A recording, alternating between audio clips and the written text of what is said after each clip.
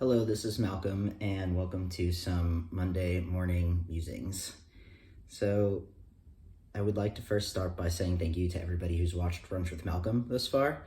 And if you have not, there are 6 episodes out, so it's a full 60 plus minutes of hearing my lovely voice talk about some heavy topics lightheartedly.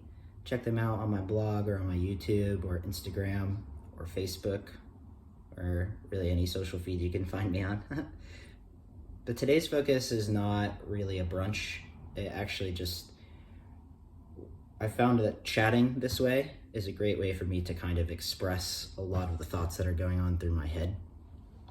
And this one is not necessarily the same as the brunches. It's just some thoughts that I've had in my head that I wanted to share. One of them being 5 years on testosterone. I'm in this hilarious place of being a baby trans still, because I'm just like exiting my second puberty, so to speak. But at the same time, I'm kind of seen as this trailblazer and a first and a, like an elder of sorts. And I find it funny because I'm 28 and just really starting this experience. And funny is the wrong word. It's actually quite sad. Funny was like, this is fascinating. Where are my elders? And then you realize that the elders you would have, most of them passed away in the 80s with the AIDS epidemic. And that, just sit with that for a second. Think about the fact that there are not a lot of queer people in their 40s and 50s, and the fact that a lot of them lost their lives to AIDS. And the people that are alive today in the queer community in that elder range know people personally. They're close friends who have lost their lives to AIDS. And I think it is very heavy. It's a heavy, heavy thing that weighs on me because I'm just finding my voice. And it's a reason why I really didn't talk on social media through the last couple of years on transition is because I've just been sitting back and trying to find my voice. But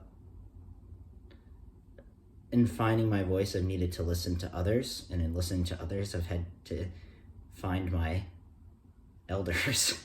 And there are a lot of queer elders still out there, and I think the ones that are out there have been incredibly, incredibly amazing in their resilience and compassion. Because you think about it, if you lose close friends to an epidemic and you have no idea if you're going to survive, and you did survive it, that's a whole other life that you have to live that you didn't think you were going to live. And that's a lot of trauma and a lot of weight too. So, especially because if you don't know anything about the AIDS epidemic in the 80s in the United States just screwed over its people. And the queer community was very ostracized and left to fight for themselves, which is why we have the LGBTQ rights we have today. So thank you to all of those people who have fought for us to be us today. And also, just another piece of this is just recognizing that the elders we do have a lot going on. And we should be attuned to holding space for that. I know I mentioned in one of my brunches something about triggers, which is, when you talk about trauma and it triggers somebody, which this could be a very triggering subject. And I totally understand why. Right? And the trigger it triggers the trauma, the anxiety. Just think of a panic attack if you've ever had that, or just If you've never had a panic attack, think about just bombing an exam you really cared about, because everybody's done that at least once. So it can be really, really tough to deal with that and go about your daily life. I feel triggered by lots of things, and I'm only 28. I can only imagine what a second life will do to me. So, man, it's weighing on me today, I think, especially because I've been doing these brunches and talking about my process, and so many people just don't know. They don't know these simple things that I've learned from trans and gender non-conforming elders in my community. Yeah, it's freaking heavy. And I hope that this heaviness is a reminder for us young queers that HIV and AIDS is still very prevalent. We might have PrEP. We might have other means of understanding and social acceptance more than in the 80s and beyond. But at the same time, we can't be freaking stupid. And that is why it's so important to get regular checkups with your doctor. Make sure you're getting STD testing. Make sure you're using protection. Make sure you are using informed consent. You know, if you have a history of STIs, you should be disclosing that to your partners and not fearing their rejection, because it should be a normal conversation. And